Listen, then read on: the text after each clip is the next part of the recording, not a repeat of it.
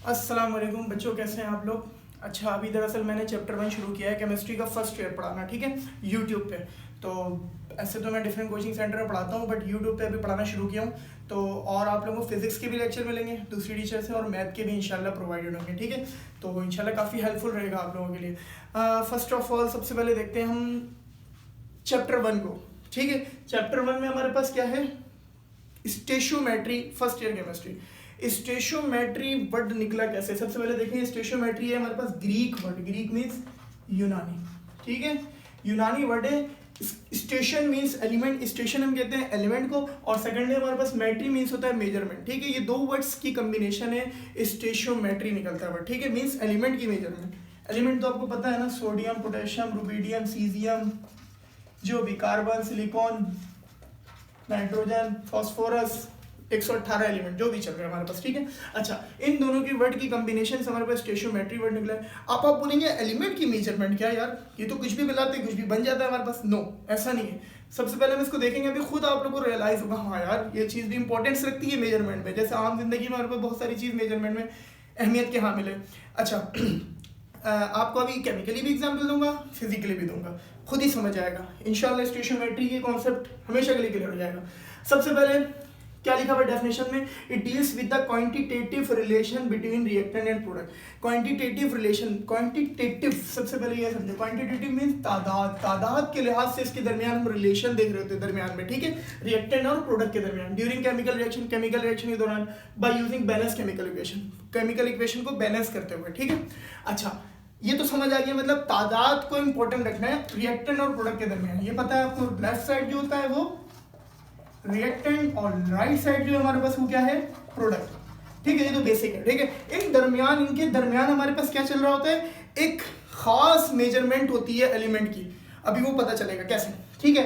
आप रोजमर्रा की जिंदगी में कुछ एग्जाम्पल देखते होंगे। सबसे पहले एग्जाम्पल देखते हैं हाइड्रोजन की और O2 की, ठीक है। तो हमारे पास क्या फॉर्म हो जाता है, वाटर, जिसको, ठीक है, जो हम पीते भी हैं, ठीक है। तो उसमें वो किसकी कॉम्बिनेशन है, हाइड्रोजन और ऑक्सीजन की, तो क्या फॉर्म हो जाता है, वाटर। लेकिन ये बन रहा है कैसे, अगर हम हाइड्रोजन और ऑक्सीजन को डायरेक्ट मिला दें क्या वाटर फॉर्म हो जाएगा, नहीं, एक खास प्रोपोर्शन होती है, ठीक है। वो प्रोपोर्शन क्या, जैसे कि अगर हाइड्रोजन आपको लेना है तो कितना मोल लेना है, ये 2 मोल हाइड्रोजन लेना है, ठीक है। मतलब 2 मोल हाइड्रोजन लोगे और 1 मोल ऑक्सीजन, इसके पीछे कुछ भी नहीं, मतलब 1 मोल। तो 2 मोल हाइड्रोजन 1 मोल ऑक्सीजन, जब ये मिलेंगे तो मिलके 2 मोल वाटर फॉर्म होगा। मतलब अगर हम हाइड्रोजन से 2 हटा दें और 1 ही मोल हाइड्रोजन रहने दें, 1 मोल ऑक्सीजन, तो हमारे पास क्या पता वाटर फॉर्म नहीं हो, क्या पता हाइड्रोजन पर ऑक्साइड फॉर्म हो जाए, कोई और सा एलिमेंट फॉर्म, कोई और सा कंपाउंड फॉर्म हो गया ना हमारे पास, तो हमारे पास वाटर के मॉलिक्यूल नहीं मिले, ठीक है। तो इस वजह से हमारे पास क्या होता है भाई, एलिमेंट की मेजरमेंट बहुत जरूरी है कि कितना हाइड्रोजन चाहिए और कितना ऑक्सीजन चाहिए, ठीक है बच्चों। अभी थोड़ा सा छोटा सा प्रैंक हो गया मेरे साथ, असल में पहली पहली बार ये सब होगा, वीडियो बंद हो गई, मुझे पता भी नहीं चला, खैर पता नहीं किस तरह हुआ। अच्छा, मैं ये बता रहा था कि कितना हाइड्रोजन चाहिए और कितना ऑक्सीजन चाहिए वाटर मॉलिक्यूल 2 मोल बनाने के लिए या 1 मोल बनाने के लिए, ठीक है। अच्छा, खैर आगे बढ़ते हैं, अभी थोड़ा थोड़ा और रियलाइज होगा आप लोगों को, स्टेशियोमेट्री इंशाल्लाह क्लियर हो जाएगा।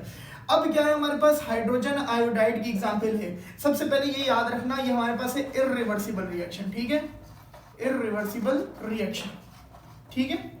इररिवर्सिबल मींस मतलब कि रिएक्टेंट प्रोडक्ट बनाएगा, प्रोडक्ट रिएक्टेंट में कन्वर्ट नहीं हो सकता। और इसी का रिवर्सिबल अगर हम बोले तो ये रिवर्सिबल के साइन इस तरह से कि रिएक्टेंट प्रोडक्ट में भी कन्वर्ट होगा और जरा सा प्रेशर और टेम्परेचर डिस्टर्ब करने से वापसी प्रोडक्ट रिएक्टेंट में भी कन्वर्ट हो सकता है। तो ये क्या हो गया, रिवर्सिबल रिएक्शन, ठीक है। ये बस ऐसे याद रखें, अपने जहन नशी कर लें, फिर बेसिक है सब। अच्छा, हाइड्रोजन 1 मोल आयोडीन, ठीक है, इसके रिएक्शन के नतीजे में क्या बनेगा, 2 मोल हाइड्रोजन आयोडाइड मिलेगा, ठीक है। क्लियर हुई यहाँ तक बात, मतलब कि लाजमी है अगर 2 मोल हाइड्रोजन आयोडाइड चाहिए तो 1 मोल हाइड्रोजन लो, 1 मोल आयोडीन लो तो 2 मोल हाइड्रोजन आयोडाइड बनेगा। अगर जरा सी प्रोपोर्शन डिस्टर्ब की है, 2 मोल हाइड्रोजन कर दिए 3 मोल और आयोडीन 1 ही मोल रहने दिए, तो यकीनन उसके नतीजे में कोई ऐसा प्रोडक्ट बन जाएगा जो आपके लिए डिजायरेबल ना हो, ठीक है। खैर आगे बढ़ते हैं, अब थोड़ा सा इस वाले और इस वाले एग्जांपल से आप लोगों को और पॉइंट क्लियर होगा। फिर इसके बाद एक और फिजिकल एग्जांपल दूंगा, फिजिकली जो आप लोग मतलब देखते हो, है तो केमिकल है लेकिन फिजिकली आप लोग देखते हो तो और क्लियर होगा, ठीक है। अब क्या है हमारे पास, यहाँ पे मीथेन है, ठीक है, और यहाँ पे ऑक्सीजन है, जो चूल्हे में आप लोग के पास गैस आती है, ठीक है, ये वो है मीथेन। इसका फॉर्मूला CH4, ठीक है। अब तुम्हें पता है कि 1 मोल मीथेन कितना है, 1 मोल CH4, और कितना है 2 मोल ऑक्सीजन, मतलब 1 मोल मीथेन और 2 मोल ऑक्सीजन चाहिए जब जाके हमारे पास कार्बन डाइऑक्साइड और 2 मोल वाटर बनता है, ठीक है। मतलब 1 मोल मीथेन और 2 मोल ऑक्सीजन ये रिक्वायर्ड होगी, तो 1 मोल कार्बन डाइऑक्साइड 2 मोल हाइड्रोजन, ये है कंप्लीट कंबस्टन। पहले इसको हल्का सा समझें, सही है। मतलब चूल्हे में आपके पास जो गैस आ रही है वो 1 मोल अगर मीथेन जल रही है तो 2 मोल ऑक्सीजन भी ले रही है, ठीक है। वो तो आपको नहीं पता, ठीक है। अब नीचे वाला है, ठीक है, 5 मोल, ठीक है। अब क्या है, अब यही चीज है, रिएक्शन दोनों सेम है, देखिए ये ऑक्सीजन और मीथेन, ये भी ऑक्सीजन और मीथेन, ठीक है।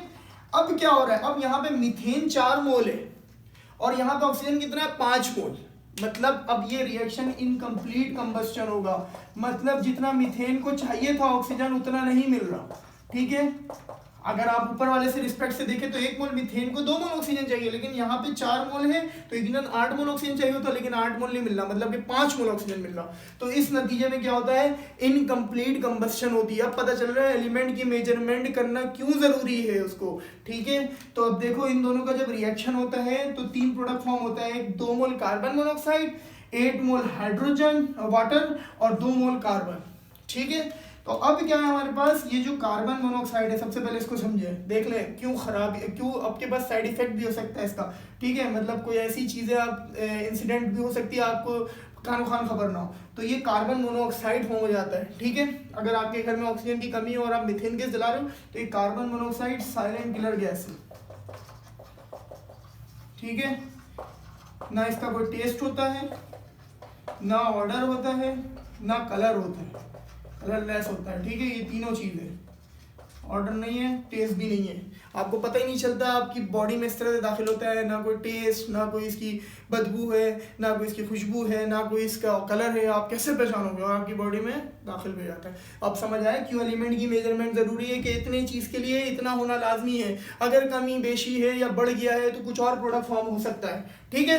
क्लियर हो गई बात। अब थोड़ी सी ना फिजिकली आप लोग एग्जाम्पल देख रहे होते हो, ये थोड़ा सा आप देखो, अभी मैंने क्या लिया, 2 ब्रेड लिया और 1 चीज लिया, तो मिलके क्या बनाते हैं, एक प्रोडक्ट बना लेते हैं जो आप लोगों के खाने का होता है, ठीक है।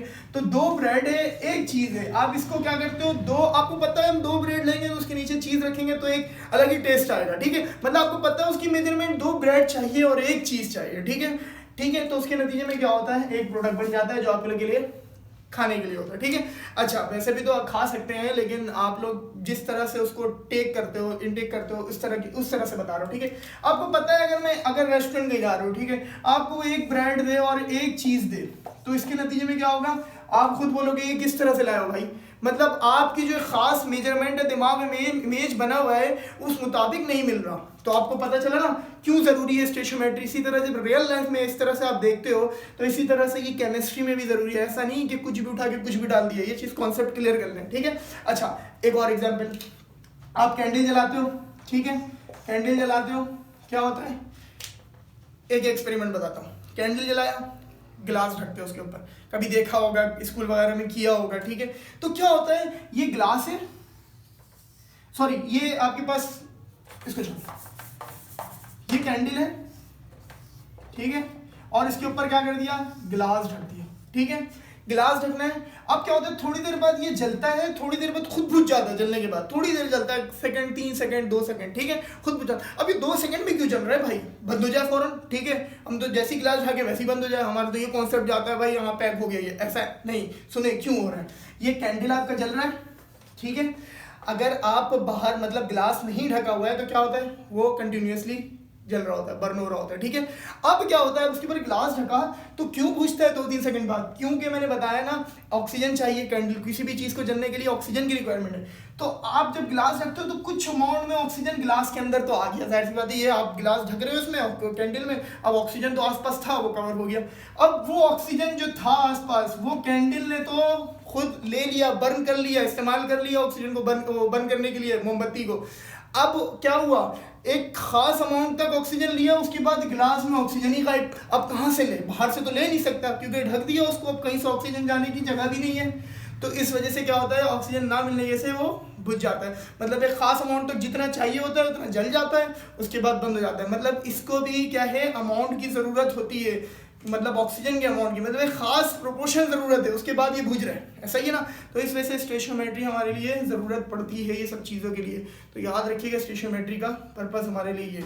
अभी ये छोटा सा टॉपिक समझा रहा हूँ स्टेशियोमेट्री, ये इसलिए थोड़ी सी लंबी चली गई क्योंकि ताकि बेसिक है तो आप लोगों का थोड़ा सा समझ आए। क्लियर हुआ? अगर क्लियर हुआ तो आप लोग कमेंट में बताएं क्लियर है सर, और अगर कुछ क्लियर नहीं है सवाल करें और कहें इस पर अगर नहीं समझ आ रही तो दूसरी वीडियो बनाएं, या कोई भी ऑब्जेक्शन हो आप लोग मुझे बताएं कमेंट पे लास्ट में, ठीक है। आगे हम मोल एवोगाड्रो नंबर पढ़ाते हैं, फिर उसके न्यूमेरिकल करेंगे, सारी चीज़ें करेंगे बुक के इंशाल्लाह, ठीक है।